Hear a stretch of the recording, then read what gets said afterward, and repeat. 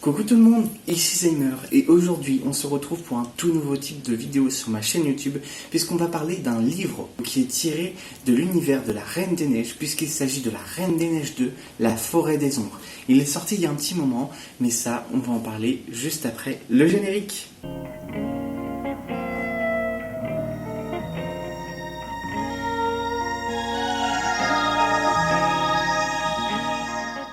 C'est parti pour cette review de La Reine des Neiges 2, La Forêt des Ombres, et on va commencer par un élément très important dans un livre, c'est sa couverture. Et dans la première de couverture, on peut voir nos 5 protagonistes.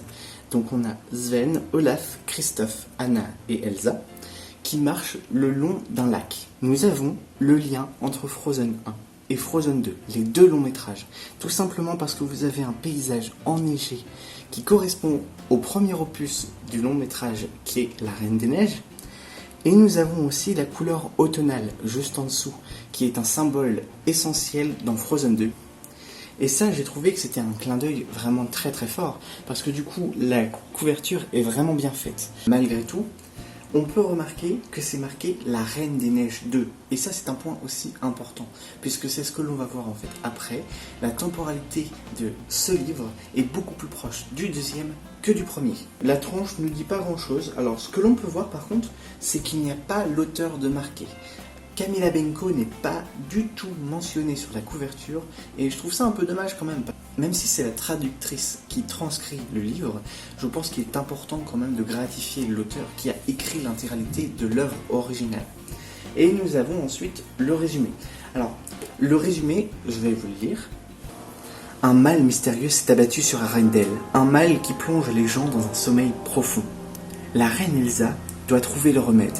Lorsque Anna découvre un grimoire dans une pièce du château, elle pense pouvoir aider sa sœur grâce à un sortilège. Malheureusement, au lieu d'exaucer son souhait, Anna libère le terrible loup qui hantait autrefois les rêves de son enfance.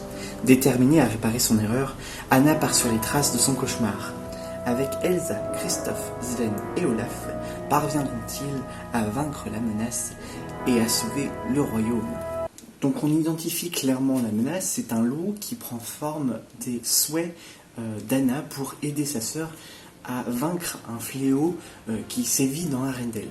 Ce que je pense un petit peu de ce résumé, c'est qu'il est très rapide, très succinct. Moi, ce que j'ai adoré dans ce livre, et ce que je trouve dommage qu'il n'est pas intégré dans le résumé, c'est qu'il y a beaucoup de références au niveau de la culture nordique, parce qu'il y a énormément de détails au niveau de la culture scandinave, et même la menace est un lien avec la culture scandinave. Pour vous parler un petit peu de l'auteur original qui est Camilla Benko, eh bien, il n'y a pas grand-chose sur elle. J'ai essayé de trouver un petit peu d'informations. Elle a écrit des livres qui ne sont pas tirés de l'univers de Disney et qui s'appellent The Unicorn Quest.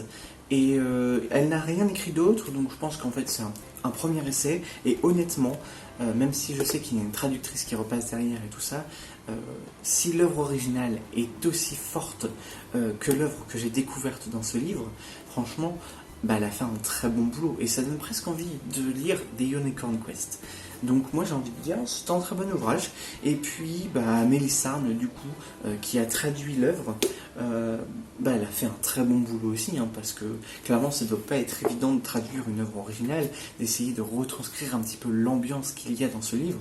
Et l'ambiance, elle est vraiment incroyable. Donc je pense que tout est bien réalisé et un grand bravo à Camilla Benko et à Amélie Sarn pour tout ce travail. Merci beaucoup. On va parler de l'intérieur, parce qu'on a parlé de la couverture. Mais dans ce livre, il y a une ambiance qui est aussi transcrite à l'intérieur du livre. On va remarquer, dès les premières pages, que c'est noir. Et c'est très peu commun dans un livre, avec une première citation.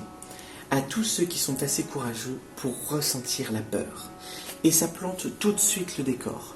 On va tout de suite savoir que la peur est au centre principal de ce livre. Et franchement, cette double page qui est noire est quand même déjà assez angoissante. On devine un petit peu le bois qu'il y a derrière, mais ça a tout de suite un aspect très angoissant, beaucoup moins doux que Frozen 1. Et on a même une petite citation au début de Grand Pabi qui est la peur et la pire ennemie.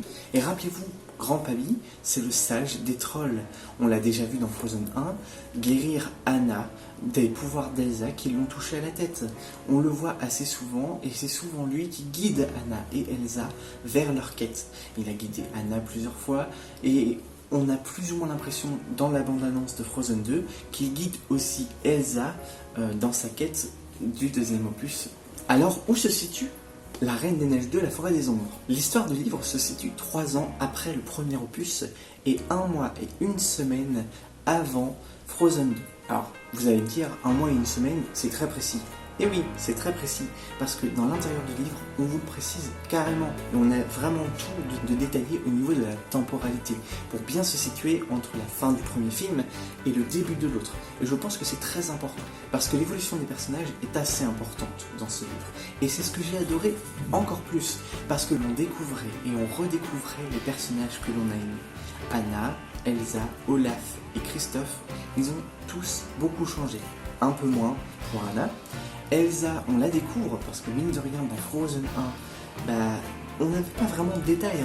Elsa s'est renfermée, elle est partie, elle était très secrète, mais on ne sait pas comment est Elsa en fait dans la vraie vie, on ne sait pas ce qu'elle ressent, on ne sait pas vraiment comment elle est, quel est son tempérament, elle a juste voulu protéger son royaume, et on en découvre un petit peu plus dans cette histoire, et c'est ce que j'apprécie d'autant plus. Pareil pour Christophe. Christophe et Anna, on les voit s'embrasser à la fin du premier. Mais qu'est-ce qu'ils sont devenus? Est-ce qu'ils sont mariés? Est-ce qu'ils ont eu des enfants? Est-ce qu'ils ont eu... On a beaucoup de questions sur la nature de la relation, sur qui est Christophe.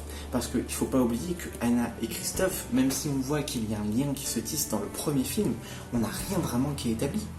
Et on découvre toute une culture autour de la Norvège, de la Scandinavie, qui fait que on a envie d'y aller, de découvrir la mythologie, de découvrir comment ça s'est formé. Et on a une histoire justement, on apprend un peu plus sur Arendelle aussi, comment le royaume s'est formé, par qui, un peu plus sur la géographie essentiellement, puisque nos amis vont voyager dans les montagnes, vont voyager au niveau des trolls, dans le château, ils vont continuer leur expédition dans la ville, ils vont aller bien plus loin que ce qu'ils ont été dans le 1, et je trouve que c'est génial de découvrir un peu plus ces étendues que l'on avait découvert sous un manteau de neige la première fois, et de découvrir ces étendues un peu plus dans un autre contexte. Moi, ce que j'aime particulièrement dans ce livre, c'est qu'il soulève un problème de taille au niveau de cette famille d'amis qui, au final, se découvre finalement depuis 3 ans. Et on sait très bien que Anna et Elsa ne se sont pas beaucoup côtoyées avant, puisque Anna et Elsa étaient séparées lorsque leurs parents étaient vivants, et juste avant que les portes ne s'ouvrent, juste avant finalement que Elsa libère ses pouvoirs et soit délivrée. Oui, je sais, c'était un peu facile, mais je l'ai fait. Et puis aussi, on a une colocation avec Christophe. Christophe, on l'a découvert que sur le tard. Il n'est pas non plus super présent à l'écran, il ne dit pas grand-chose, on ne sait pas grand-chose de lui, quel est son mode de vie, on ne sait pas grand-chose. On en a un petit aperçu lorsque les trolls chantent, mais au final, on ne sait pas grand-chose de Christophe. Et c'est ça l'essentiel, et c'est ça que j'ai adoré dans ce livre, c'est qu'on découvre un Christophe différent du premier. Et bien voilà. Je pense que je vous ai assez bien résumé un petit peu mon avis sur ce livre. J'ai pas voulu trop vous spoil, donc j'ai essayé d'être un peu succinct sur certains détails, sur certaines choses, de pas trop vous en dire, mais de vous en dire suffisamment pour que vous puissiez être amené à lire ce livre, qui pour moi est quand même un très très bon livre, à tel point que j'ai quand même lu 2 fois, en très peu de jours. Donc clairement, c'est que je l'ai vraiment aimé, et je pense que tous les fans de Frozen et de la Reine des Neiges, en fait... prenez-le, parce que même si ça ne vous apportera pas grand-chose si vous le lisez après Frozen 2, mais en soi ça ne pourra que vous apporter des détails sur Elsa, sur Anna, sur Christophe et Olaf, ainsi que Sven. J'oublie un peu Sven depuis le début, on va remédier à ça tout de suite. Non, vraiment, je pense que pour des fans de la Reine des Neiges, c'est vraiment important de le lire, puisqu'on va découvrir des choses qui, à mon avis, seront reprises dans le 2, mais pour moi, c'est pas non plus une grosse nécessité de le lire avant. Si vous voyez Frozen 2, avant de lire le livre, franchement, je pense que vous n'aurez aucun problème de compréhension. Mais si vous le lisez avant, je pense que vous aurez quelques détails, parce qu'il y a beaucoup de mentions au niveau des éléments, au niveau d'une certaine plage. D'ailleurs, que nous ne voyons pas du tout dans le livre, mais on nous parle d'une plage très importante. Et pour les personnes qui ont vu la bande-annonce, on voit une certaine plage quand même très très importante, puisque Elsa a une des épreuves les plus difficiles de son aventure. Et bien voilà, je vous dis à très bientôt. N'oubliez pas de mettre un bon pouce bleu pour me soutenir, de partager la vidéo si vous l'avez aimée, de mettre en commentaire si vous l'avez lu, ce que vous avez adoré, ou s'il vous fait envie tout simplement. Et puis, si jamais vous voulez rejoindre ma communauté, pourquoi pas vous abonner? À très bientôt.